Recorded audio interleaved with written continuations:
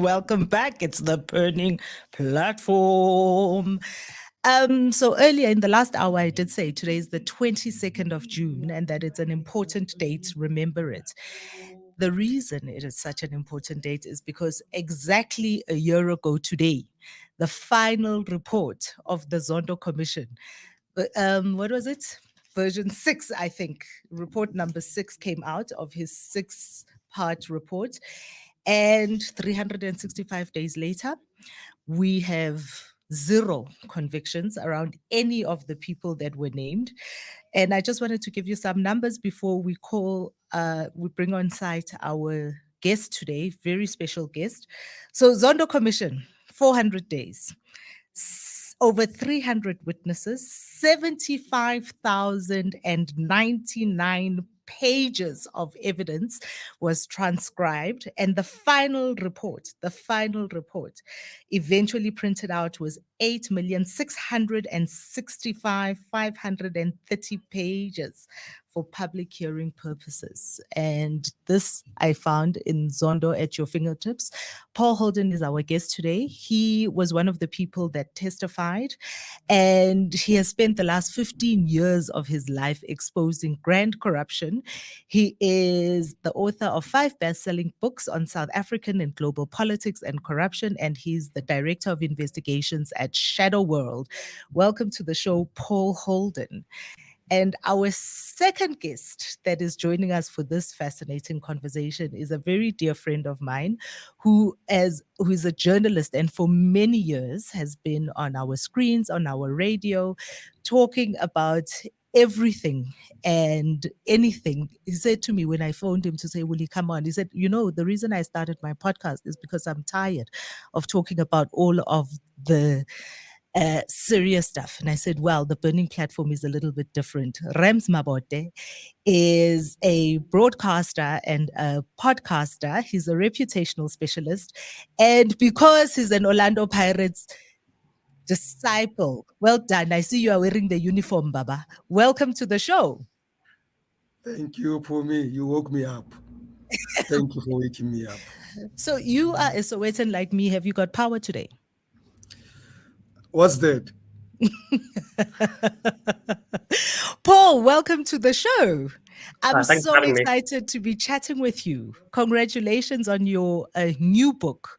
I know it's not a new feeling for you, and I'm wondering if you got paid 12 million to write this book. Very much not 12 million, closer to zero. Closer to zero.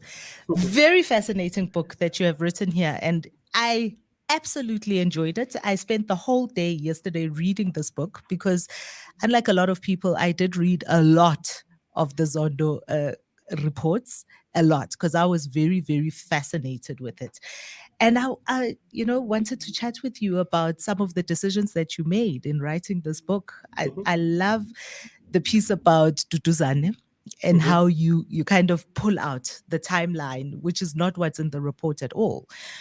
Tell us a little bit about why you wrote this book like this before we delve into some of the intricacies of it with Rams. Sure. So, I think the first thing to acknowledge is I think the Zondo Commission was uh, was flawed in certain respects, but it was also a pretty remarkable process in others. It was a pretty deep dive, 4-year investigation into some of the most extreme cases of corruption that we've seen in South Africa that I've ever seen in my career. And it really sheds a pretty profound light on what happened over the last 10 years of South African history, but also potentially points a way to where we can rebuild institutions and society to sort of move on from that period. But the reports are incredibly long. They're 5,000 pages. They're very dense. They're very legalistic. They assume that the reader knows sort of key things like what is the Public Finance Management Act and why that's important. It seems like a baseline of legal knowledge to understand. So I thought, part of the work that we do is Shadow World Investigations, which is my organization here in the UK, is we fundamentally believe that you can't have a democratic process if people don't have access to information that's accessible. So what we did was we decided that the Zondo Commission stuff is too important to ignore, which was, I think, happening because the reports are so long. So take all of that very dense material and condense it even further, make it readable and make it accessible and make it so that any South African can pick it up and understand the content and inform themselves. So even from so far away, you're watching all of the stuff that's happening here in South Africa. And I wonder if, and Rams, I'd love to hear what you think with last week's explosive voice notes from Mkhwebane, because one of the people who was mentioned in the Zondo testimonies is then Minister Fakey Mentor one, and also with Fakey Mentor's testimony was the then Minister Tina Jumat Peterson.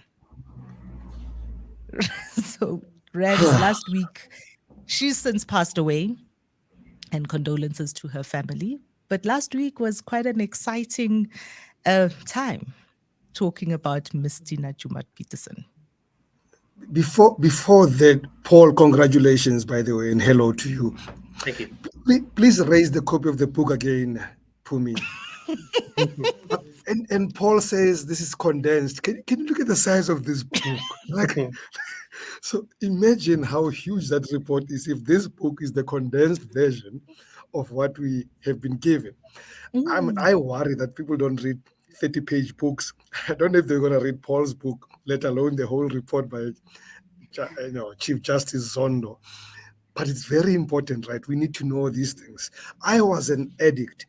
This was my first experience of what we call reality TV, the Zondo Commission. I watched that thing I used to call it Days of Zondo. It was my thing. If I missed it, I came back and I went to YouTube and I caught up on this thing. And it was both fascinating from the nonsense that one was listening to, but also sad for what was going on in the country, just listening to that kind of evidence. And if you're going to juxtapose it against what we heard from Mkhwebane last week, I mean, we don't know whether, it's what she says and it's WhatsApp stuff and stuff like that. But if you go back to what happened at the Zondo Commission, it's not implausible what she told us, what Mkhwebane told us. It's not implausible. It's just that she, from a reputation point of view, she does not come smelling very well. So there'll be a lot of people doubting her, which does not make her unbelievable, but it makes it difficult to believe. Paul, did you see any of that, and what is your take on it? Sorry, you broke up there for a second. I'm saying, did you see any of the developing story around Tina Jumat Peterson? Hello? And this, Ryan, I think we're having a problem for Paul. Can you take him off and then maybe we'll come back in? By the way, I have a quick disclaimer here. I used to work with or for Tina Jumat Peterson, so there'll be a lot of no comments from me. Hi, man. This is not why we have brought you on here, to not comment on it. But listen, the explosion, and I was watching it at a distance, the stuff that that the public protector has been taking, and you're talking about her not smelling of roses herself. And I just wanted to chat with you also about the reputation of all of these institutions, considering all of what we have seen with this corruption. So there are people who love Thuli Madonsela, there are people who love Mkhwebane, but what about the office? Because that office has to stay, whether it is Thuli Madonsela, whether it's Mkhwebane or whoever whose term ends this September, I think, the next public protector. What does all of this do to an institution like this and its reputation for the people? Maybe we have to start right at the beginning. Do people remember a name like Selby Pakwa? Yes, I do. And a guy called Mushwana who came after him before Thuli Madonsela. And then, truth of the matter is that this office was unknown for 14 years until a woman called Thuli Madonsela took over.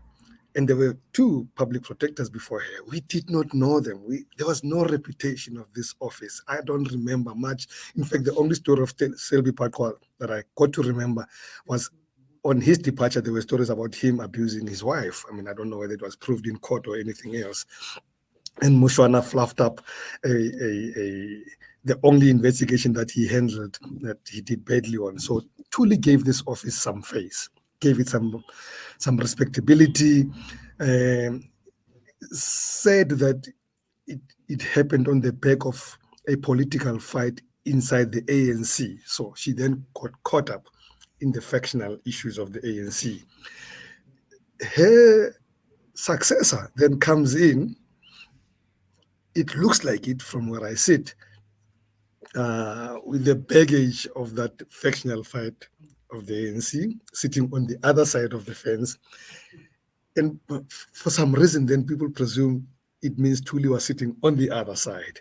If this one is sitting on this side, it therefore means Thuli was sitting on the other side. She was not just an objective, impartial public protector, which then makes clearly, and for me it is clear, that this particular one is not objective and impartial.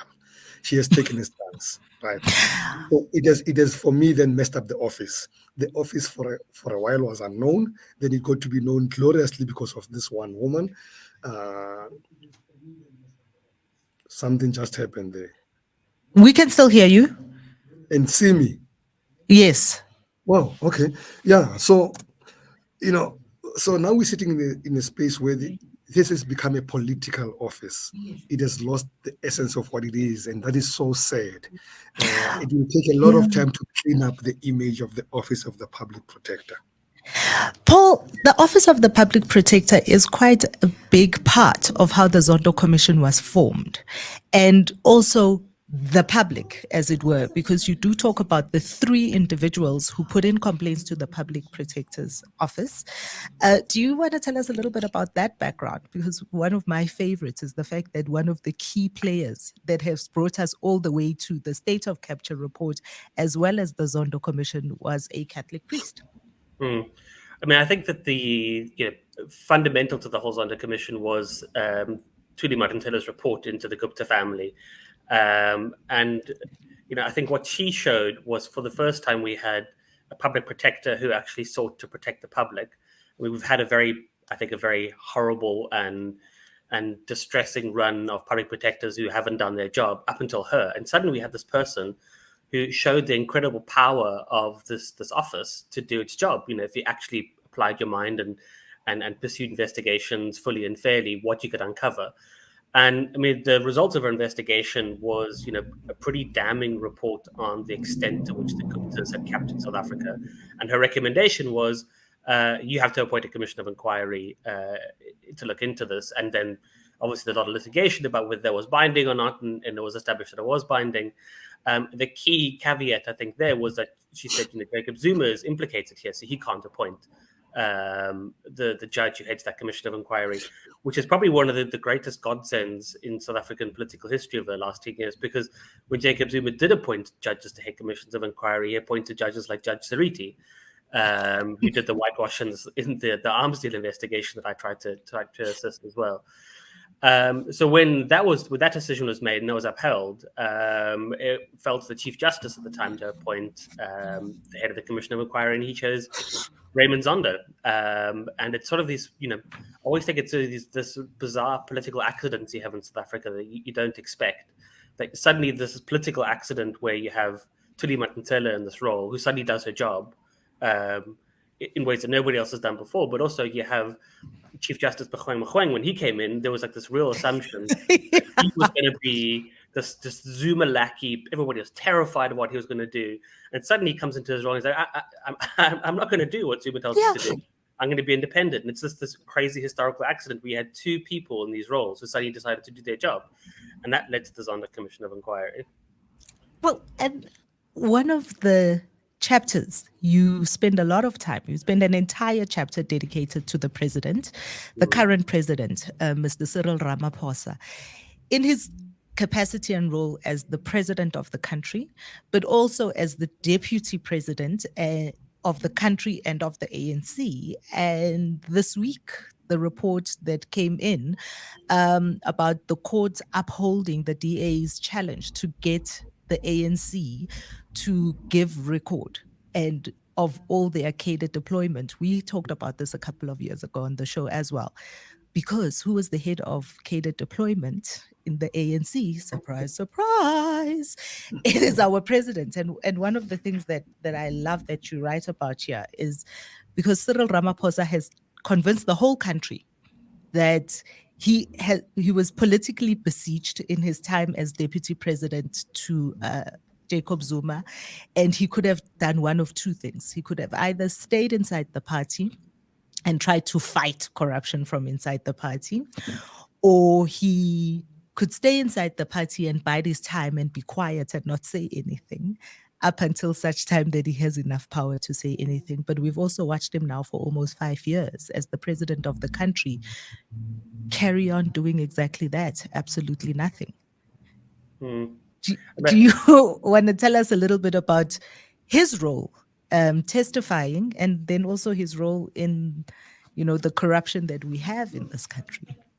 Yeah, I mean, I think that the Zondo Commission is pretty damning of him, actually. I have to admit, I was quite surprised at just how stinging the Zondo Commission is of Ramaphosa's conduct and his evidence, and of the ANC as a whole. Like, he really doesn't hold back in locating state capture within the ANC. He's very explicit. He says, it was the ANC, its MPs, and its political structures, and its deputy president and its president who were implicated in state capture, either directly by perpetrating it or by not stopping it.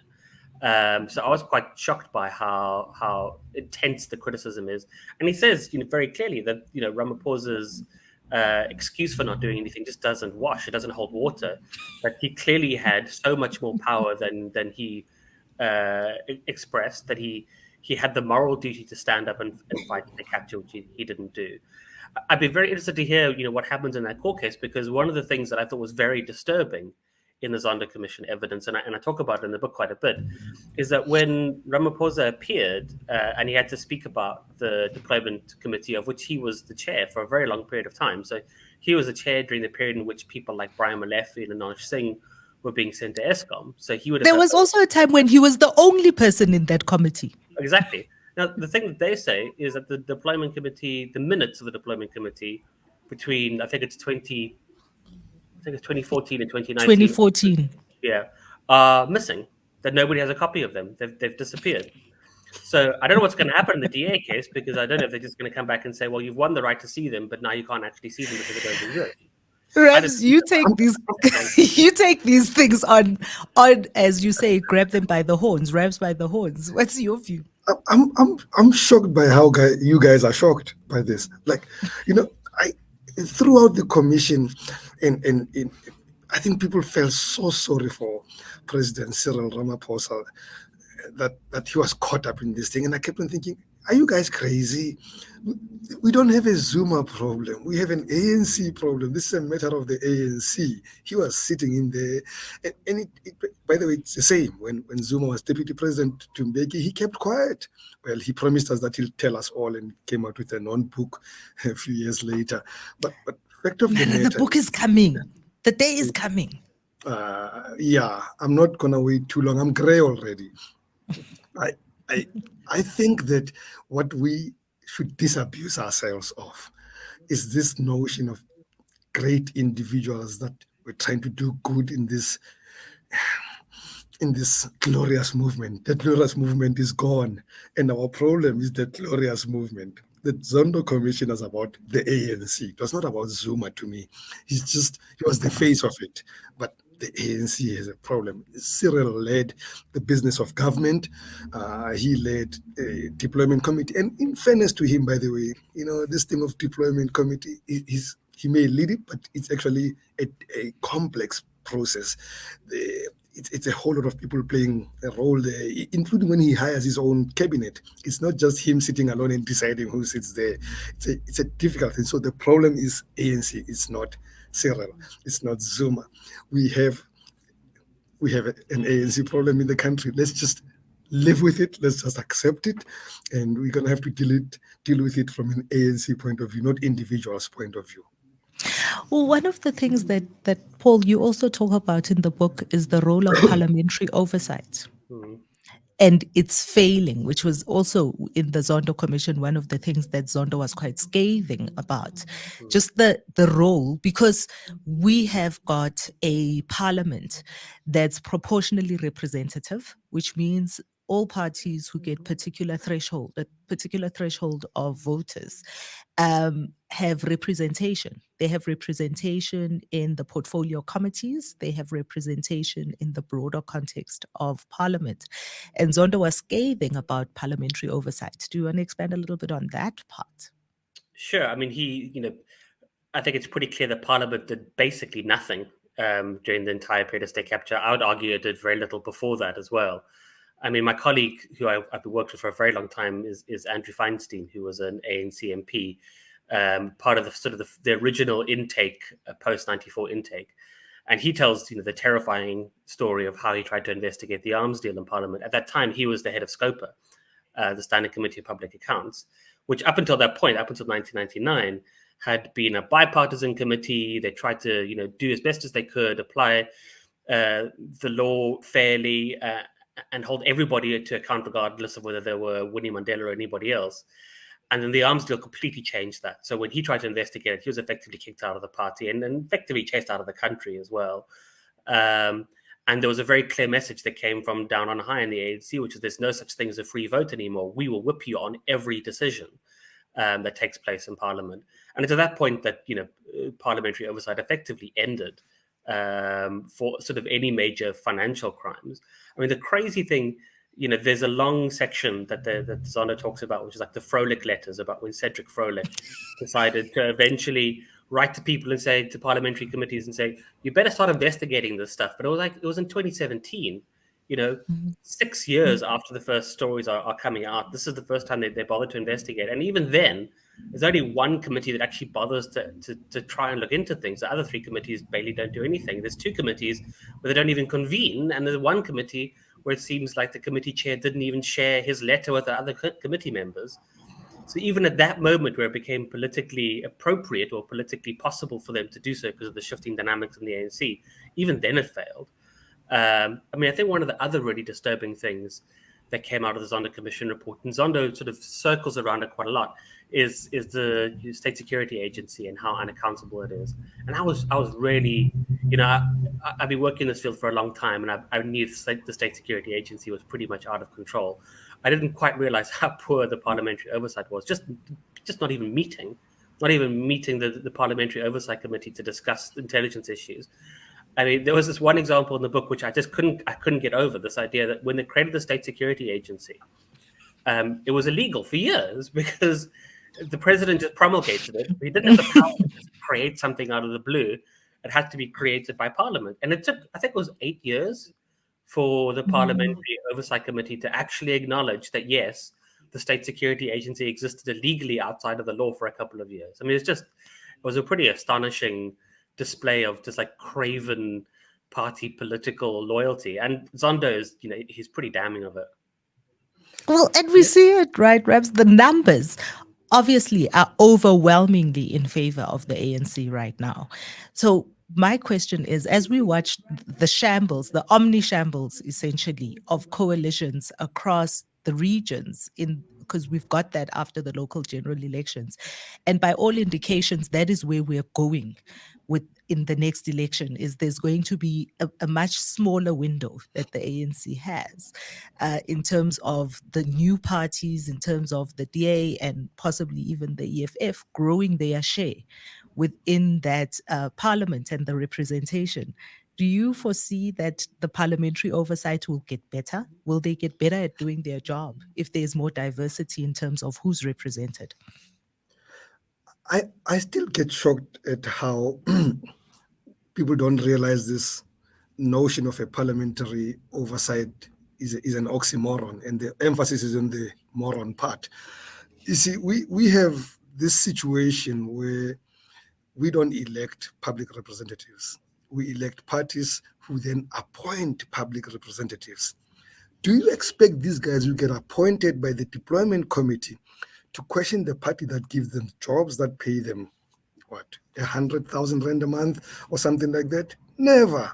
That is why Almost that system 1.5 doesn't work. million rand. That system will never work because these guys are actually accountable to their employers. They're employed by the ANC. They're not public representatives. So, you know, even for Zondo to be scathing of it, for me, it's just ignoring what is always in front of our eyes. I mean, you should see some of these members of parliament, and I'm saying this with utmost respect. These guys should not even be street committee members, really. But, you know, they sit there in the National Assembly, they get all these perks. They can read any document that if you gave them Paul's book, they would not decipher front page to last page, right? And these guys are supposed then to go through, to take the State Security Agency to pieces. They're supposed to take Zuma into pieces. Like, really? Forget about it. In fact, the best way of doing it, which is what Paul speaks about, is that they abstain. They don't sit because it's better. They don't get to be seen to be empty. They'd rather not come to the committee, and then things don't happen for months, if not years. That's how this thing functions. I mean, Songes Ozibi speaks about it in his book, Manifesto. We don't have a parliamentary oversight system. It doesn't exist. So what then is the way forward? Is coalitions going to be a resolution? Is it going to doesn't be change the able to system, solve though. some of our problems? We need to change the electoral system. It Well, has served its purpose. there is a new system, and so hopefully in the next election we will see a little bit more of public representation. But do you think, Paul, because you speak also about the numbers, you speak about the fact that, for instance, what was put in front of Parliament is 106 of the opposition party members voted against, and 124 from the ANC, all of them voted for the motion. Do you think that having more numbers is going to help in terms of getting the parliament to have a little bit more oversight? I know Zondo does make some recommendations, which unfortunately is all that a commission can do. I mean, I think that there's been a bit of a perfect storm in South Africa, in that you have a PR system, as we've just been talking about, where it's a party list system. So you elect the ANC, you put your cross against the ANC, and the ANC gets to determine who the MP is, and they can recall them immediately. So if somebody doesn't vote, if an MP doesn't vote along with the whip's line, they're out of parliament, they lose their job. Except if you're Nkosazana Zuma. Yeah. Dlamini Zuma. Yeah. I mean, I think that what also, what people failed to acknowledge at the time is that it's not just people lose their jobs. It's like a lot of people have made their lives within the ANC, within the movement. And there's a very strong process of enforcing conformity through like social exclusion and stuff like that. So I remember Andrew talking about how, when he started trying to investigate the arms deal, he came into Parliament, and every day that he came in and took his seat, all of the people he used to consider his friends around him would say under their breath, "Traitor, traitor, traitor, traitor." Yay! And really? It was like they were hounding him out of Parliament. And I think that's it's a very powerful form of social control. Not just you're not going to just lose your job. You're going to be thrown to the wolves. You're going to be excluded. You're going to be insulted. You're going to effectively become like a non-person politically. Now, I mean, what can be done about it? I mean, there's all sorts of things that the Zondo Commission suggests. I mean, there seems to be, to me, some scope for discussing electoral reform, in particular a constituency-based system. Like, how do you make your MPs accountable? Now, I've got to say that having lived in the UK now for 10 years, everybody hates the constituency-based system here, besides the Tories. Really? I mean, because what you have in a constituency-based system is that if you live I live in the centre of London. Wow. Where I sit it's not going to be. There's no way that anybody's going to vote for anybody but the Labour Party, right? The Labour Party is going to win by it's going to get 20,000 votes in the seat, and the Tories will get 4,000. Now, what that means is that my vote is essentially meaningless, because regardless of whether I vote, the Labour Party is going to get elected, and the Labour Party can use its own internal processes to push somebody that they like into the seat. And it's very hard to hold people to account. People feel like, you have these very bizarre situations where you have, because of the way the constituent system works and first past the post, you have parties like the Green Party, which regularly gets 1 million votes in the general election, right? And that's a lot of votes in the UK. If it was proportional representation, they'd be getting 20 to 30 seats, but they get 1 seat every single time. 1 seat. I mean, I don't particularly support them. I think they're horrific human beings. But UKIP will get, when they were around, they were getting, 10%, 50% of the vote. They didn't get any seats. Worked. The Tories always win because, they'll get 30% of the vote, but they'll get 30% of the vote in the right constituencies. And it does mean there's quite a distorted political system from that perspective. So I feel like you have to find a way to navigate those two problems. On the one hand, constituency-based system, you can, there's loads of gerrymandering that happens. People change the borders of stuff. People don't feel their vote counts. And the PR system, you have a party appoints all the MPs and you don't feel they're accountable. So I think, the Zondo Commission says, constituency system is an important move, but it's not resolving everything. We have to find some way of creating a hybrid system between these two systems, between constituency-based proportional representation, to sort of try and find the best of both worlds and eradicate the worst of both worlds in that case. I mean, one example would be, you have Parliament, which sits as a PR body, and then you have a Senate that sits as a constitutional body, a constituency-based body, that sort of thing. But what is clear is that the pure PR system just doesn't work because there's no holding those MPs to account, because you can't actually vote out your local MP. In the same way that I think the Zondo Commission makes a very good point, that we don't vote for our president. So you have a situation where, you may like your ANC local representative, you may like the ANC in general terms, but you may hate the president. How do you resolve that? And he said, well, one thing you can do is, if we could vote for the president, it could have been a situation where, under Jacob Zuma, where people supported the underlying principles of the ANC for whatever reason, but they didn't want Jacob Zuma to be president. They could have had the ANC without Jacob Zuma. But as Rams points out, and I think it's one of the things that is a running theme on this show in particular, the problem is much deeper than that. It's more than just who is the head of this party. What we're not going to get away from, gentlemen, is we're not going to get away from the salacious bit of the Zondo Commission. Rams, you say it was your first foray into watching reality TV. Noma Chule Mngome. Are we going to talk a little bit about that? Because Paul makes the point that in the reports themselves, and then it was eventually amended kind of in October or something, but there was very little mention made of the ex-wife, now ex-wife, I think their divorce is finalized, of Melusi Kigaba. Watching that.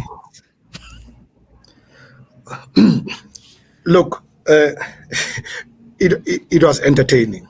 I'll tell you that much, right? Again, depressing to be hearing the details of people walking into a sex world, mentioned, and with men bags and the money machines, gold chains for their sons, all that kind of stuff, but also sitting there and thinking, wow, this is a beautiful script. If I ever wrote fiction like this, I'll make lots of money. Maybe not in South Africa, but it's amazing. So I kept on thinking to myself, and I'd like Paul to help me here. I kept on thinking to myself, up to how much can the commission consume of this stuff and make it part of the report?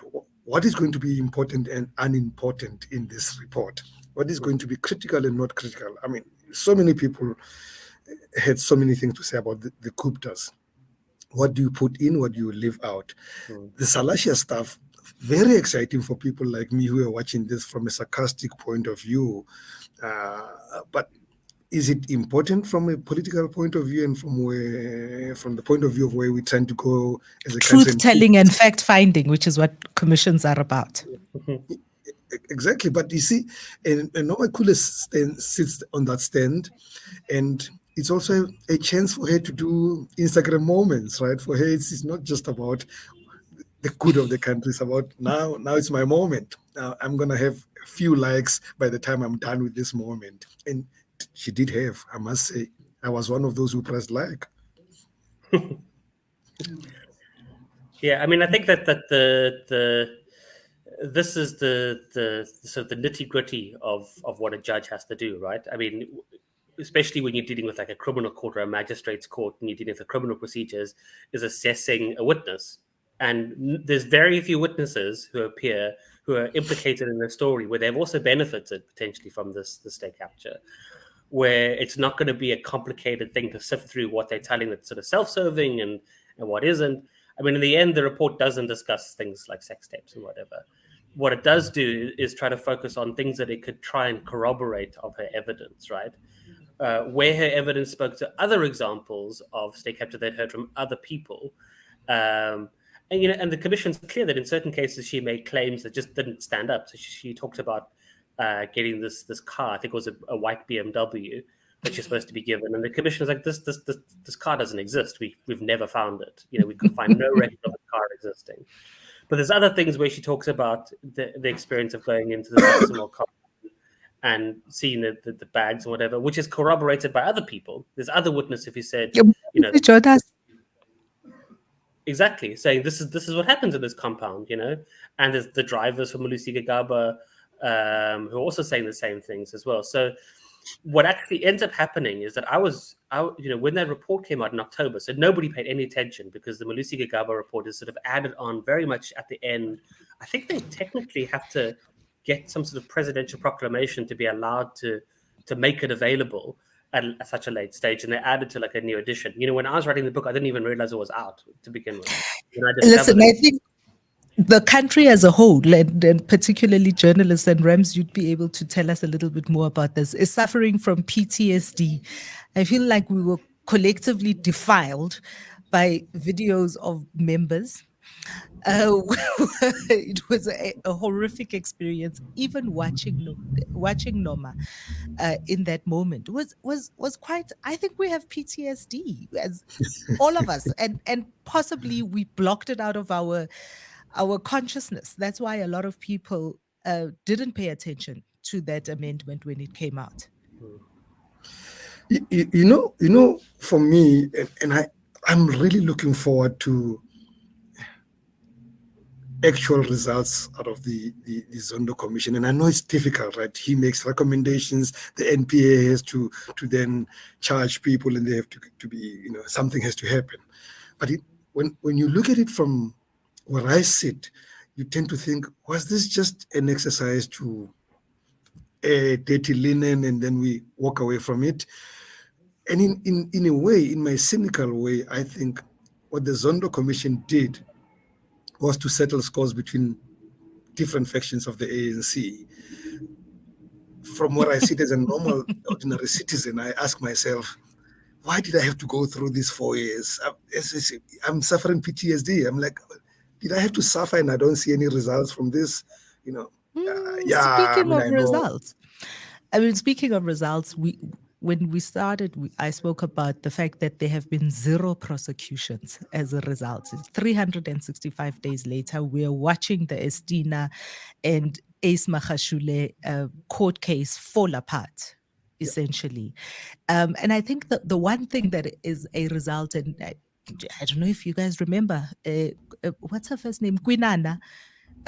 Who even Zondo was just like Miss Kwinana, but you're a chartered accountant, Miss Kwinana. She's no longer a chartered accountant. She's been I'm quoting Zondo here. I remember those words. But that is a result, right? So she has lost her status as a chartered accountant. SAICA have also fined her. I don't know if she's ever paid. She has to pay them back, and so that is one result. But other results, what do you think, Paul? But it's not a law enforcement result, right? I mean, it's something that's been done by an institute that she belongs to, which is great, and I'm glad they're doing something. I'd like to see something happening in Silverton at the NPA. Shamila Bato is standing in front of me and saying, today, 300 people are going to be indicted. Well, give me 3, actually, not 300. I'm fine with 3. Well, the number of people mentioned, Paul, periphery, you have a very fascinating money trail. All the money that was spent and where it went. I mean, it's a couple of pages long, all of those kind of money flow diagrams. And there are many people who are mentioned by name, even in the report, with very severe recommendations, I would say. Do you think any of that is gonna happen? Is anybody gonna be in orange overalls? Sure. I mean, I think there's three things to like really pull out here.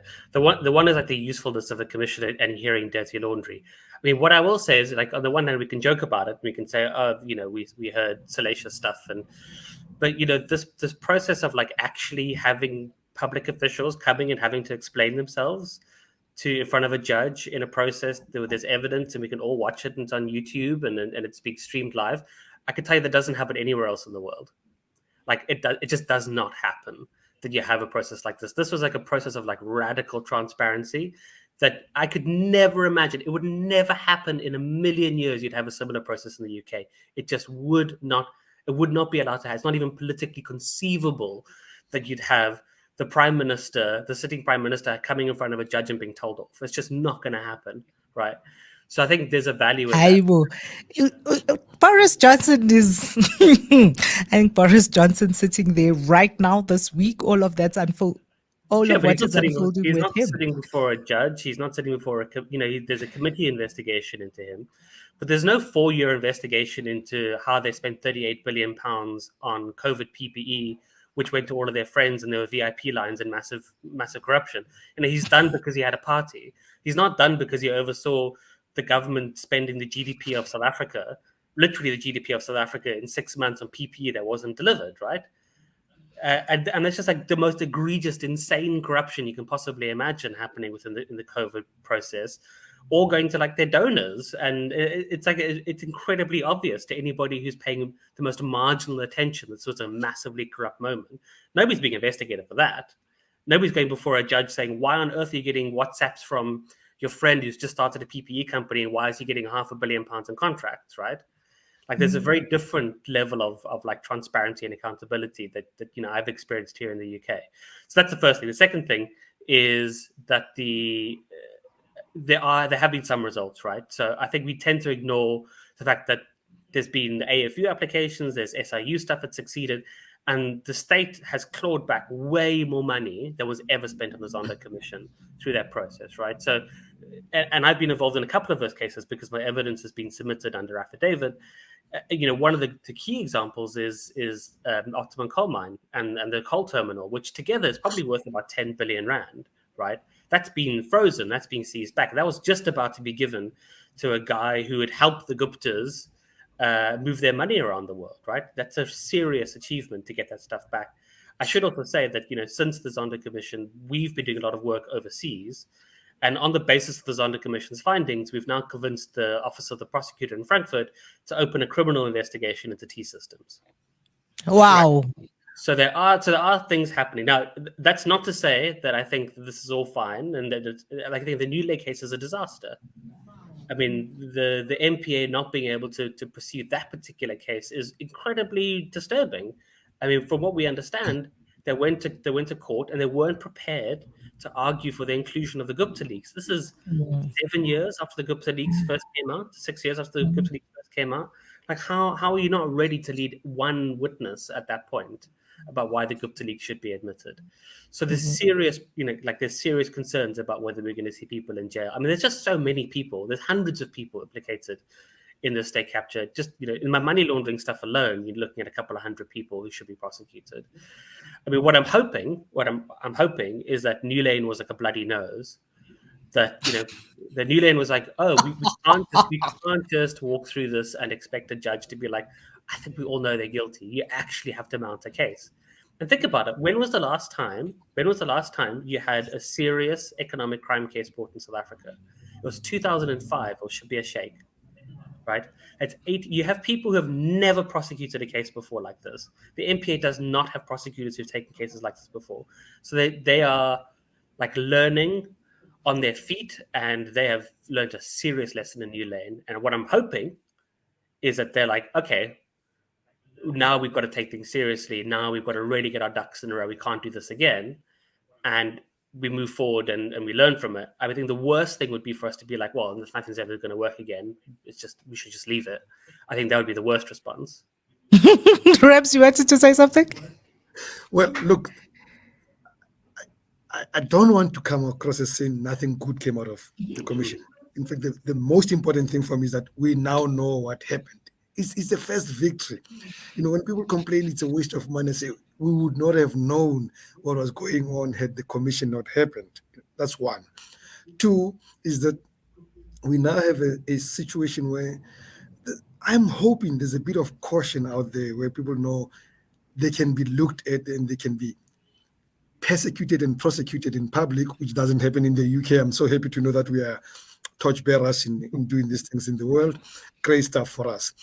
And I mean, there's another great stuff. It can also produce a book from Paul, right? But here's my problem. When nothing happens in terms of prosecutions, let's take, for instance, a Brian Molefe and his fellow, the CFO guy that he worked with at Transnet and then later at Eskom. Anoj. If Anoj and Brian had been prosecuted, it would also have saved us from the nonsensical debates that we go on now. People say, bring him back to Eskom.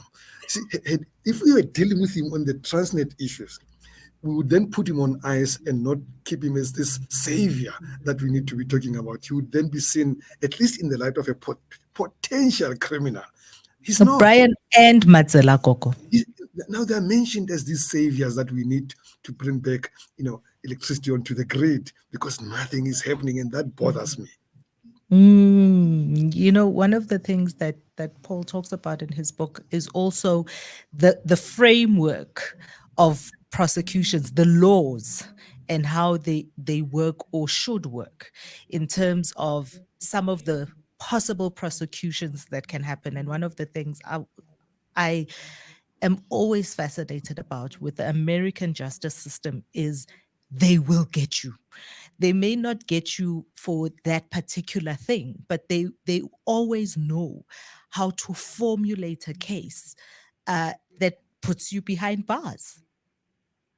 And Paul, do you just want to chat a little bit with us about that framework of laws and the space in which the commission could operate and the space where the NPA could be operating given what came out of the commission's testimonies?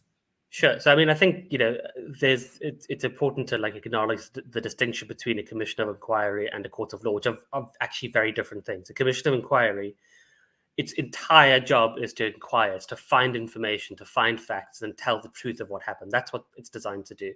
And it has really key powers. It has the power to search and seizure. It has the power to summons people, get all sorts of documents to compel people to testify. But it also has very different rules of evidence. So it could admit evidence that would never be admitted in a court. So it could admit hearsay. It could refer which to is why we articles. could listen to Nomakule. Exactly, right? And what that means is the Commission of Inquiry had a slightly easier job of getting to the truth of a matter because you didn't have quite the same constraints around, what can and can't be admitted. That said, the stuff that they did uncover was pretty clear-cut criminality on behalf of a whole range of different people. To my mind, it seems pretty clear that you could take the work of the Zondo Commission, and you need, a good team to take that material and make it applicable to a court process. But Zondo's really made it, I think, handed some cases on a platter to the MPA. He really has identified where the cases are, what the underlying documentation is. And a lot of the times he went, the Zondo Commission went and seized bank statements and stuff like that. So that's part of the record that can be accessed. He's really given a roadmap for how the MPA can do stuff. And it's concerning they haven't. There's so many different approaches that can be taken. What I'm quite worried about is these mega arrests that have been happening, where suddenly you have 35 people indicted on a case around Transnet. It's Brian Molefe and every single other person he possibly went for tea with. And I think that's a serious mistake from a prosecution perspective. I think you should be choosing 3 or 4 key players you build a case against. Because what happens when you have 35 people who are all being bankrolled behind the scenes is they have 35 defense teams, right? 35 defense teams of 5 lawyers each, all sitting in court, like forensically going through every possible mistake the state prosecutor's made. And the prosecutor sitting there with himself and his junior, right? Up against 150 people who are being paid vast amounts of money to find problems in the case. I think that's a huge mistake. I think it would have made sense to either choose a couple of low-level people, relatively speaking, but who could inform effectively and turn state's witness on key senior people, or you choose a handful, a small number of very senior people, and you go after them. I think, Brian Molefe and Anaj Singh should have been prosecuted just themselves and build a case just against them, which would be a much simpler process and a much easier case to build than a case against 35 people, all who are going to have their own lawyers. Rams? Julius Caesar, Act 3, Scene 3. Sinner the poet or the conspirator, right? And this is the point. So if you can't kill him for being a conspirator, at least kill him for his bad verses. You must find something. I mean, Duduzane Zuma is also, he has a whole chapter, but I love the way that you then break it down, because one of the things that the commission was unable to do is have a timeline and a thread, because of the way that they were calling the individuals to testify, the way that they were receiving affidavits, and also the way in which they were completing the reports. And what you've done, particularly in this chapter, is you've made a table, right? Is you've gone, this is Duduzane Zuma. So when it comes to National Treasury, these are the 5 things. These are the people that were involved, and this is what they testified. When it comes to the Free State, this is what they said. When it comes to the Department of Natural Resources, this is what they said. Like, Duduzane Zuma could easily go down. If just looking at this book, I mean, I'm just like, maybe this should be given to every member of the NPA, every prosecutor at the NPA, that they can use as a reference book. Yeah, I mean, I hope they do look at it. I mean, the Duduzane stuff, I have to be honest. Send them as a Christmas present. As a Christmas present to the whole MPA. Here's 5,000 copies. No, just 2 people. Just 2 people, key people. I mean, the Duduzane stuff was interesting because, my impression of the Duduzane stuff when I was watching it and when I was doing my own work on it was, he's sort of around, but we don't have anything on him really. But then, when you actually go through every single time that he's sitting in a room and there's a bribe offered, right? Every time he's actually there, you're like, oh, this is actually pretty serious stuff, right? This is like, he is there repeatedly at the scene of the crime. And prosecutable, because if a bribe is being offered and you are there, you are supposed to at least tell somebody, report it to somebody. And if you don't, you are an accessory. Exactly. A precker makes it very clear that, you're guilty of corruption under the Act if you take a bribe or you pay a bribe, or if you know about a bribe and you don't report it. I mean, I think that's the thing, is that there are, when I look at somebody like Brian Molefe, I think don't try to get him on bribery. Don't try to get him on racketeering either, because those are complicated cases. Get him on a PFMA violation, a Public Finance Management Act violation, right? Choose the most simple, technical, straightforward, incontrovertible things. It's like, you were supposed to fill in the form and you didn't fill in the form. That's breaking the law. Go to jail. That I mean. And that, for me, will solve a lot of trauma that we are all suffering, because then we're asking ourselves, why did we have to go through these 4 years if we see nothing? And now, this is dangerous, what I'm about to say, because it may sound like defense for the NPA, but I had a conversation, confidential conversation with somebody fairly senior about a year ago there, and they said something fascinating to me.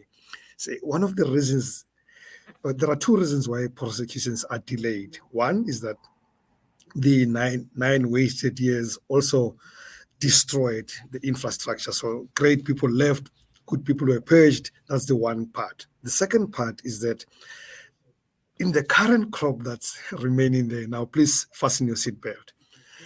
People do not trust one another. You don't even know who to give a case to, because it could end up in the same room with the guy who's supposed to be prosecuted. They would be told everything that's coming their way. They would know the details. They would even be given a defense strategy. Apparently, that's the crisis A. Shamila Bato is sitting with. That's nice.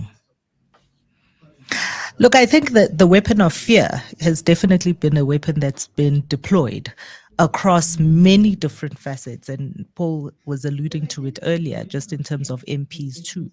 I think that it's a weapon that has been deployed across the board. But I do think that we are in a huge respect, and in no small part thanks to Mogoeng, we still have in the judiciary a very strong uh, bulwark, as it were, against some of these things. If only Shamila and her team. And this is where many people on the show have heard me say this before, that big business is complicit in keeping the ANC in power. A lot of them did believe that Cyril Ramaphosa was a bit of a silver bullet. But this is also an opportunity, I think, when it comes to things like private prosecutions, where individuals and concerned individuals and law firms as a whole could take up a private prosecution around some of these things and maybe assist and help out. If Shamila Patoi really did want to prosecute things, she has plenty of places where she could go to ask for help. So that is definitely the one thing. But gentlemen, I see our time running short. My ticker coming up here. Rams by the Horns is his Twitter account. He's not controversial, but sometimes I look at your Twitter, I am your not tweets, Rams, and controversial. I'm just like, this guy. And Paul, we did not get your Twitter handle. Are you on Twitter? I do not believe that you should be on social media. I think it rots your brain. So how do people get to hear your thoughts, see more of your stuff? This is read your his 20-second ad break. Yeah, so we have a Shadow World Investigations Twitter account, so you can follow us there. And I because I don't use social media, I can't even remember what the handle is. You also have a dedicated site called Zondo at Your Fingertips. That's right. So, yeah, go ahead. Yeah. You go ahead. All right. So, so there was a lot of stuff we couldn't fit into the book, if you can imagine, and things that we wanted to make available to the reader so that every South African can get a sense of the Zondo Commission's work. So there's stuff on there that I've made available for free, like a timeline of state capture. There's a cast of characters. And over time, we'll be adding more free stuff up onto the website, helping people understand, the intense evidence that was presented at the Zondo Commission. Are you going to make an audiobook for people who are not willing to read the 500 pages? Oh, I've never made an audiobook before. But I suppose that if the offer was on the table, would I have to read it all myself? That would be, I think, quite an intense thing. Listen, I will tell you this. If ever you decide to make an audiobook, I would not mind reading it for you. Okay. So that I can offer to you, because I For do think that it is million? a book. Aye, man. We're not talking about that on there. Just Private conversation. Luana, you'll be accessory to the kind of bribes that we're talking about. But thank you very much, Paul, for making the time this morning. Thank you very much, Rams, for making the time this morning. Zondo at Your Fingertips is the book that we've been discussing. We're talking about everything to do with the Zondo Commission. It's a great book. Do go. And I haven't been paid 12.5 million rand to say that, Paul, you have done a sterling job. Well done. Thank you. Thank you very much. Thank you for coming on. And that is it for the show, guys. The time is over. Thank you for lending us your ears. And those of you who were on YouTube, like and subscribe. And thank you for coming on. See you next week.